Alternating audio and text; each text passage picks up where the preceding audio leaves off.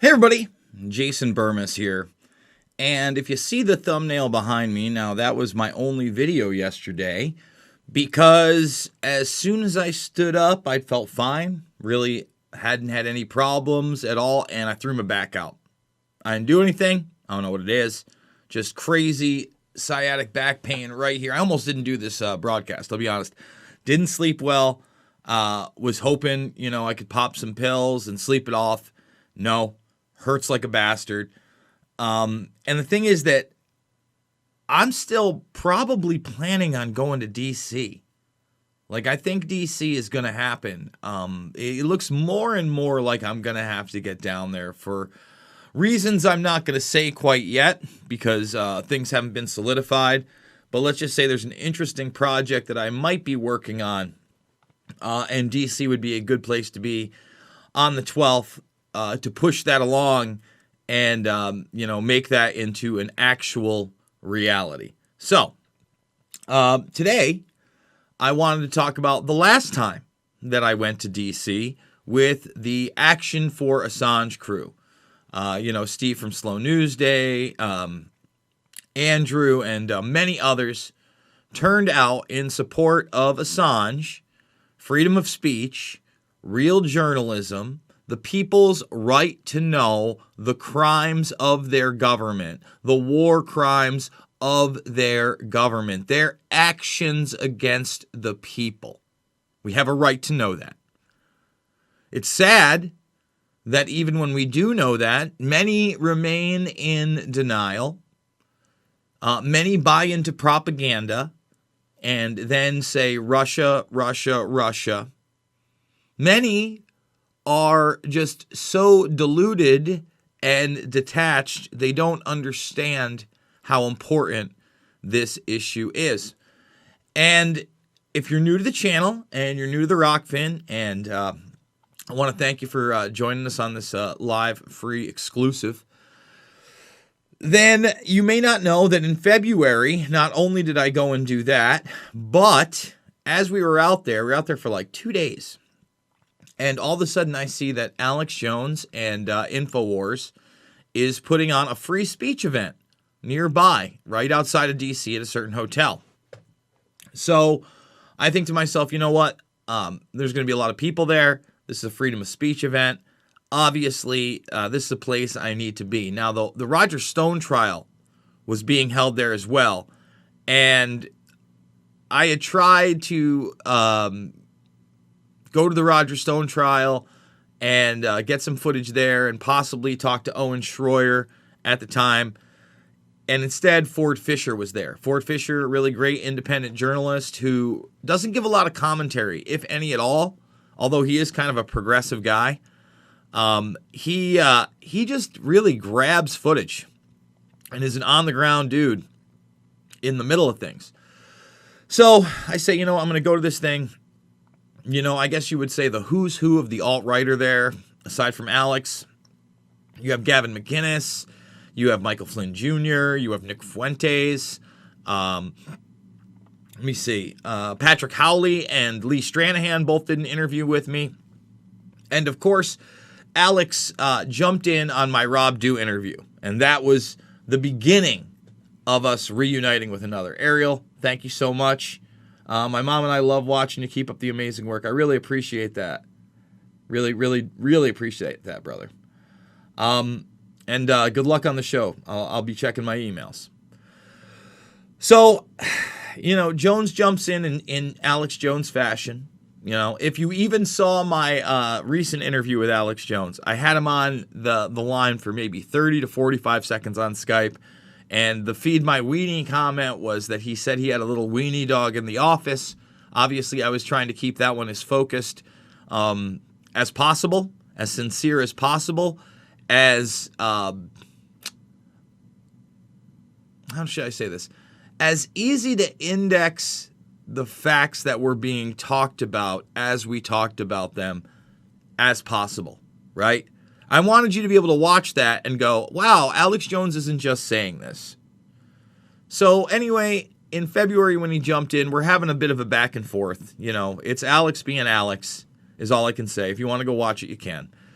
But at the end of the day, I get my question off about Assange because I was very heavily pressing Rob Dew about Assange and InfoWars and these OPCW leaks and the fact that they need to go to bat because this is free speech, you know? And, you know, Rob was challenging me a little bit, but said he hadn't even heard of the OPCW leaks. And for those unfamiliar with those are the internal leaks of people that worked in the surveying group for the commissioned by the United Nations to see what happened in Duma, whether an attack happened or whether even a chemical attack happened. And no, there was no chemical attack. And that was clear by what they had said. And yet, they distorted the mainstream report that came out to try to say that it was a chemical attack.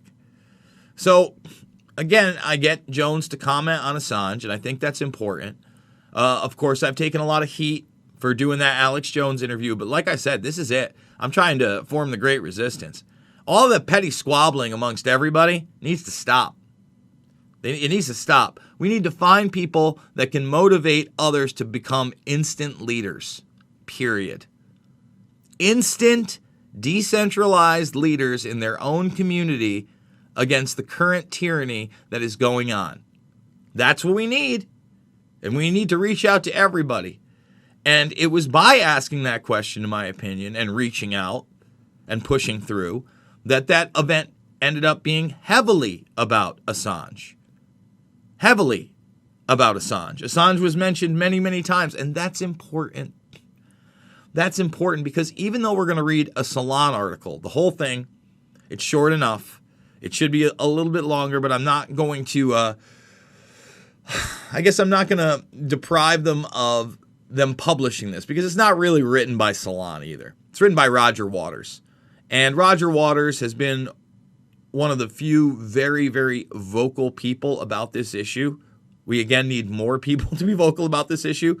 But he's used his celebrity from Pink Floyd to at least shine a light on this very dark, dark chapter in not only American history, but human history. Talk about trying to shoot the messenger, because now we're 10 years after the beginnings of the prosecution of this guy. And it's just been hell upon hell upon hell upon hell for the last decade for trying to do the right thing. For trying to do the right thing. Imagine that. And not only trying, doing the right thing. Many, many times over. Many, many, many times over. Is WikiLeaks perfect? Probably not. It's run by human beings. Has it been compromised in the past? Very possibly. Very, very possibly. You know, you have Dershowitz as a lawyer. We've done those videos. Do I think that Julian Assange is genuine? Yes. Do I think the documents that he's put out are real? Yes. Do I think that's why the establishment doesn't like him? Yes. They are setting a precedent. So we're going to read this article by Roger Waters of Salon in a moment. I want to remind people I've been fully demonetized. And by the way, Gritch, thank you so much for that tip over on the Rockfin. We'll get into that in a moment, but this is how I normally do it.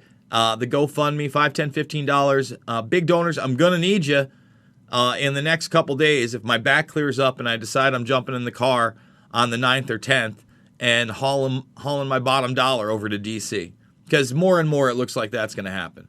And even 2 nights in D.C. at a hotel, I mean, we're talking $500, $600. At the end of the day, I'll probably be just shy of $1,000 if I do it right. Between gas, probably parking in large lots or whatever so I don't get towed, especially during something like this. You're probably going to want to be in the garages if these marches are going to be as big as I expect them to be.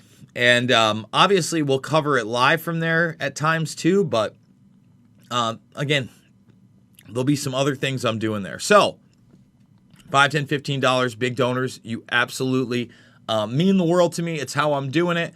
Remember, if you're not watching this live and you don't have the free Rockfin account, what are you waiting for? What are you waiting for? You get gold intros. You get some Nick Lutzko. Where did the Gremlins go? Right? By the way, Nick Lutzko, hilarious. He did both that Gremlin song, and then he's the voice behind the Alex Jones song that we played as well.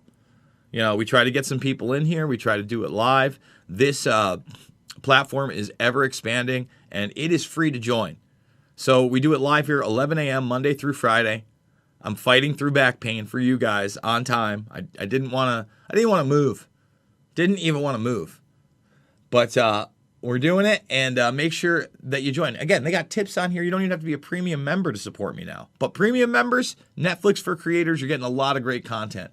And then if you are watching this on YouTube, thumbs up, subscribe, and share. Join the Burmist Brigade. You know, yesterday's video, by the way, I want to point this out.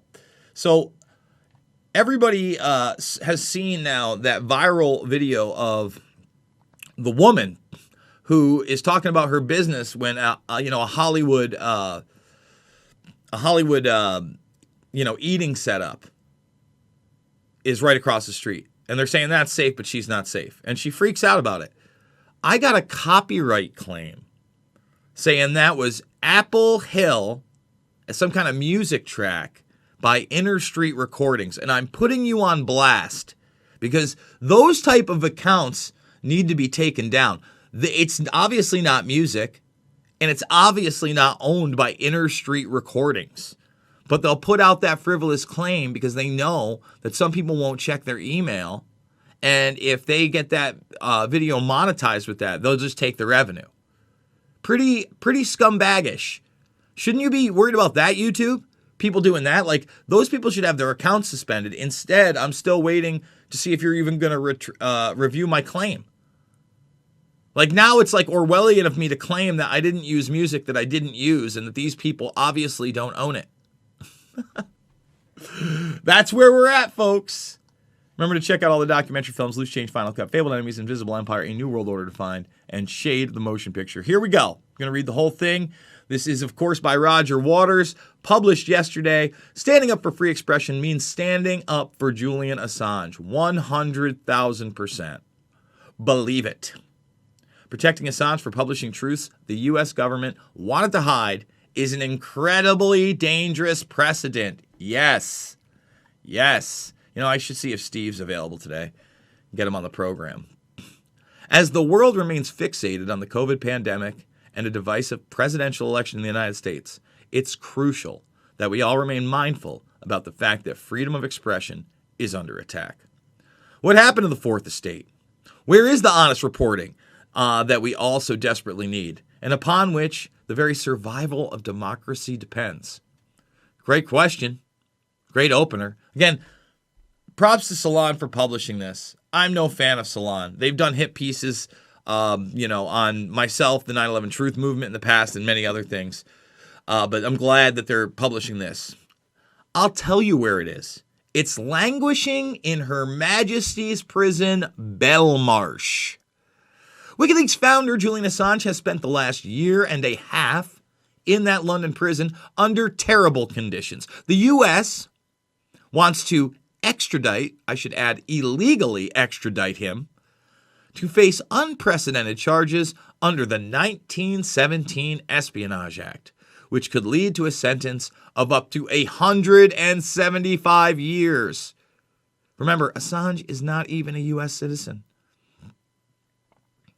Given that the federal court in Washington, D.C. has 100% record of guilty verdicts in espionage cases, Assange would likely spend the rest of his life in solitary confinement. That's what I like to call a rigged justice system. A justice system that is 100% is a rigged one.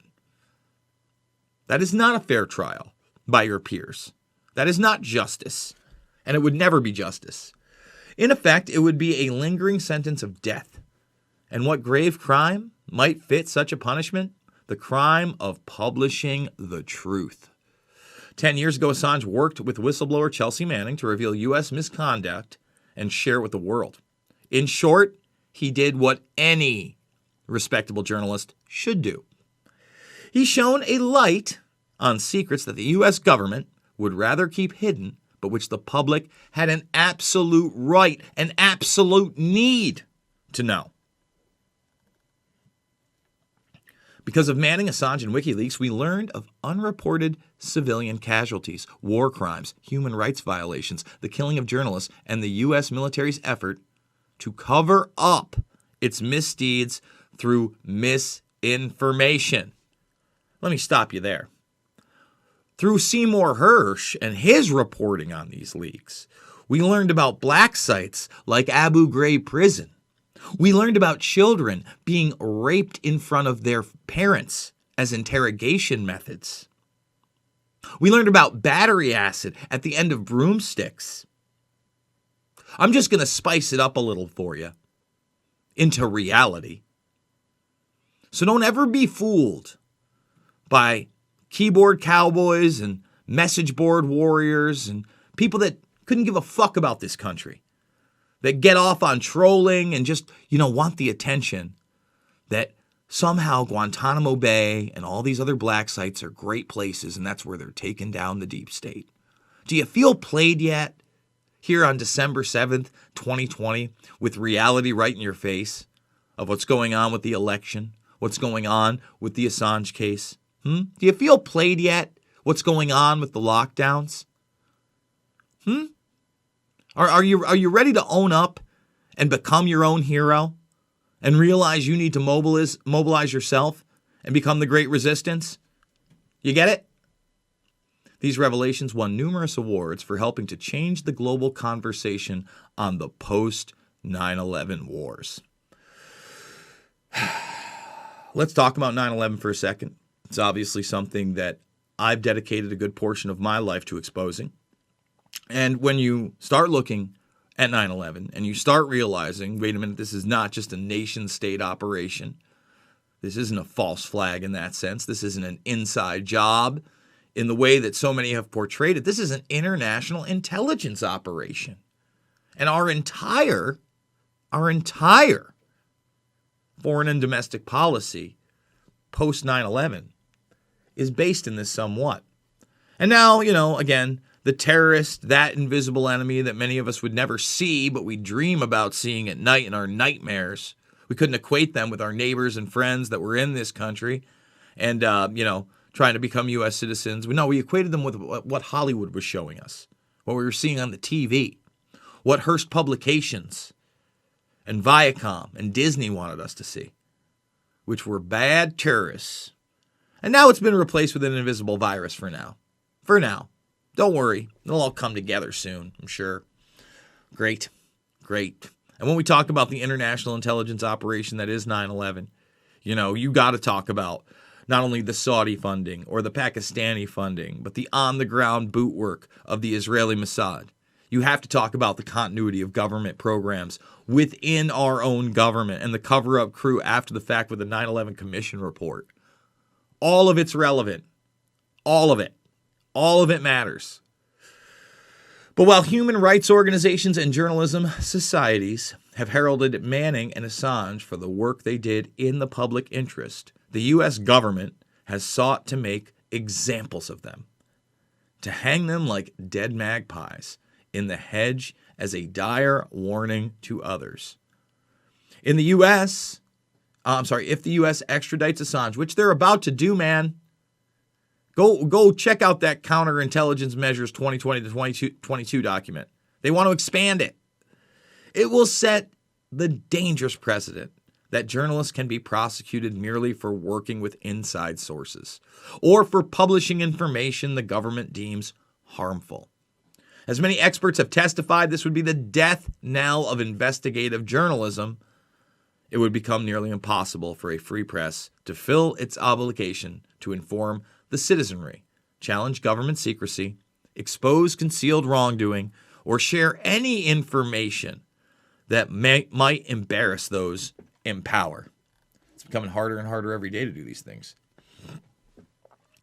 Citizens throughout the world should consider the important role that knowledge plays in democratic life. Knowledge makes us who we are, enables us to understand our fellow citizens, and encourages us to grow. Without access to information, our power to express our will at the ballot box is weakened. And our access to information depends on the right to free expression. Damn straight. The U.S. military and its partners have been at war for nearly 2 decades. These wars have cost millions of lives and displaced at least 37 million people. We know that our governments, through bias, incompetence, or manipulation, have played fast and loose with the truth about these wars. Fast and loose indeed, Roger Waters. Fast and loose indeed. An independent press is the only safeguard we have against government deception. We should always celebrate brave whistleblowers and journalists committed to sharing with us the information we need to be responsible citizens. Unfortunately, what we've done now, though, is we flipped it on its head and we call people that give sworn testimony about driving ballots from Bethpage over to Pennsylvania, not whistleblowers, but conspiracy theorists. And then we dox them. Okay, you understand that's the new thing. And then we protect people that aren't whistleblowers like Erica Caramello Bar. Yeah. That's what we do. That's what we do. The information that Manning leaked and Assange published was true, released in the public interest, and never harmed anyone, unless damaging the reputations of public officials constitutes harm. And let me say this. These people should be prosecuted criminally, and that never happens. That didn't happen from these documents. There were no criminal prosecutions. Instead, it's been ramped up to the level now. Remember Trump when you were running on the WikiLeaks? It ramps up to the level where Leslie just goes, no, there's no Hunter Biden scandal. No, they never spied on your campaign. No. This is 60 Minutes, sir. No. That's where it's gone. So again, you reap what you sow in so many respects. You get it? You understand? Right now, with the connivance of Facebook, Google, and Twitter, the U.S. government is attempting to dramatically reshape how we share information. You notice how he's on to the fact that they are colluding with one another. It is collusion. As I briefly discussed with Jones in our interview, when these big tech hearings are happening, the other side is complaining they're not censoring other things more. We don't want censorship. Let me repeat, we don't want censorship. Let me repeat, we don't want censorship. One more time, we don't want censorship. It appears that the UK government is willing to help its closest ally and turn over Assange, of course. So what to do now? I am sometimes accused of preaching to the choir. So be it. Choir, we are a very large choir. And in the name of truth and love and freedom, we must raise our voices in unison, in a mighty choral roar, to demand of the U.S. and the U.K. governments that they end their war on journalism, that they dismiss the charges against Julian Assange and cancel the extradition proceedings in this kangaroo court in London. Certainly, the future of democracy and possibly the very future of life on Earth depends on it. And again, Roger Waters did a great job with that. I do wish it was a little bit longer. And, as much as I love Roger, I almost want it to be from somebody else. Don't get me wrong, it's powerful from Roger. But when I say from somebody else, I'm disappointed that Salon, CNN, MSNBC, CBS, ABC, Fox aren't daily. Forget about weekly, which they're not doing, or monthly, talking about Julian Assange. And when they do talk about Julian Assange, many of them, the vast majority of them, act like he's some kind of agent of, Russia. He's the poot-poot puppet. It's disgusting, it's disturbing, it has to end. And, we're going to keep talking about it here. In fact, we got to get Steve on. We got to get Taylor on from, what is she? She's in Activism Munich now to talk about this issue, because it is so damn important. And once again, it goes beyond administrations, okay? It goes beyond the idea of left and right, conservative or liberal, who the president is. It's that permanent state that works for the predator class that is bringing in, again, this very real transhumanist agenda right now before our eyes. And we better step up, because I got a lot of stories I want to cover today, but my back is killing me. That doesn't mean we won't be going live. I don't know what else I'm going to do. Maybe I'm going to do it from the other room in a different chair. Guys, again, without you, I couldn't do this. $5, $10, $15, big donors. You mean the world to me. Make sure you thumbs the video up. If you are watching over live on Rockfin, thank you for making that account. And remember, we do it live, free, first, and sometimes very, very exclusive here over on Rockfin. So make sure if you're watching on the replay, you make the account. If I do get taken off by YouTube for daring to tell the truth, for daring to side with freedom of speech, for daring to say that Julian Assange has done nothing wrong, this is where you will find me.